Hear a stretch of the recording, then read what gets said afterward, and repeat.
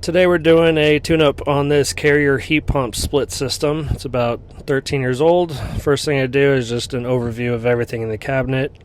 It's a cap 7.5, I believe. Here's your contactor, little burn on the top, starting to pit a little bit. Not a big deal, but I write it down in the notes just so customer knows about it. Check the rest of it, dirt level. We're going to clean all this out. Check the board. Everything looks fine on the board except this one. Looks like it's starting to brown around it, overheating a little bit. Again, just putting that in the notes. And then we're going to go ahead and dust everything off. I got these car detailing brushes off a recommendation. Awesome. I love these brushes. I'll leave a link for them in my Amazon for you if you want them, but they come in real handy, non-conductive. They do a great job, a lot better than the little wooden paintbrush ones. So again, just clean everything out, get the dirt off of it. I know the dirt doesn't really affect the unit, but it makes it look cleaner. Just a lot better job, keeps yourself cleaner. Now I'm going to check the cap. This is a 70 and 7.5 capacitor. So we'll check the compressor side first, which should be 70 plus or minus 5%, I believe. And this one was sitting right at 69.6, so that one's perfect. All right, and yep, so it's 70 microfarads. Now we're going to check the fan, which should be 7.5. My meter takes a little bit. And it should be sitting right there at 7.6, which is again perfect. Now I check the amp draw, I check the total amp draw, check the compressor by itself, and then I check the fan by itself. All the motors are working right within specs, no issues there. Checking the pressures.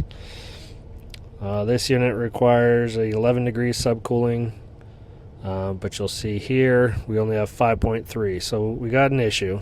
But before I start talking about refrigerant, I first make sure the unit has proper airflow. So I clean off the coil, make sure that's not causing any issues, and then I'll get in the attic and check the coil up there and the ductwork, and then go from there. So here's me just cleaning it out. I use the brush to kind of scrub all that caked in dirt that's usually on the bottom, and then rinse it all out. Homeowner is pretty cool. Watched me the whole time, hung out. This little square behind him, he wants to put a pool there, or no, he wanted to put a patio there. He's telling me all about that.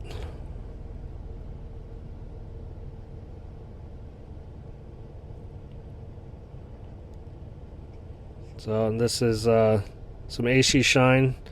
This kind of protects the paint a little bit more in our Vegas heat, so it doesn't turn all chalky. And put the fan back on, get it screwed in, turn the unit back on, and then we're going to get up in the attic. And this is the first thing I see is this absolutely horrible ductwork. As you can see, there's no return box. It's just duct taped on, several holes. When I got in the attic, it felt just as cold in the attic as it did in the house, which is not a good sign. This ductboard plenum, look at this, holes all over the return.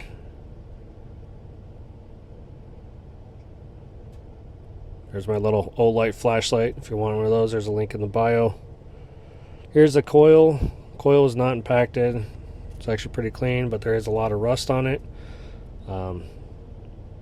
So I went over everything with the owner, gave him some options, and we'll see what he wants to do. And that, there's the train pan. Blower motor looked okay. A little bit of dust, not a big deal. And again, coil pretty clean. But that's it.